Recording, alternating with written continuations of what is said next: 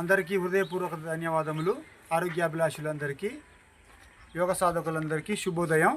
ఈరోజు మనం క్లాసులో చంద్రనాడి సూర్యనాడి ప్రాణాయామం ఎలా చేయాలో తెలుసుకుందాం. ఫస్ట్ వచ్చేసి మనం చంద్రనాడి ప్రాణాయామం అనేది కుడిముక్కు రంధ్రాన్ని ఇలా మూసేయాలి.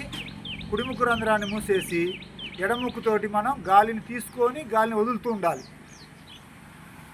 అందరూ చేస్తూ ఉండండి,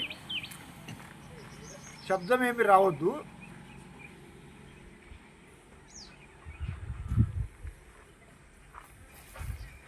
ఒక 10 నుంచి 15 సార్లు ఎడముక్కుతోటే వదలాలి, ఎడముక్కుతోనే తీసుకోవాలి.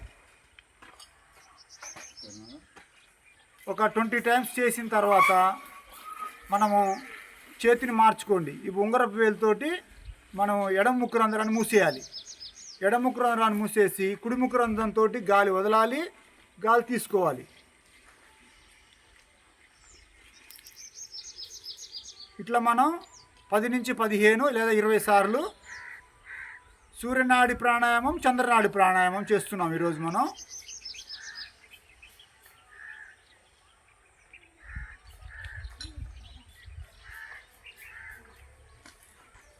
మనం ఈ సూర్యనాడి చంద్రనాడి ప్రాణాయామం చేయడం వలన మనకు మానసికంగా ప్రశాంతత అనేది చాలా బాగా వస్తుంది.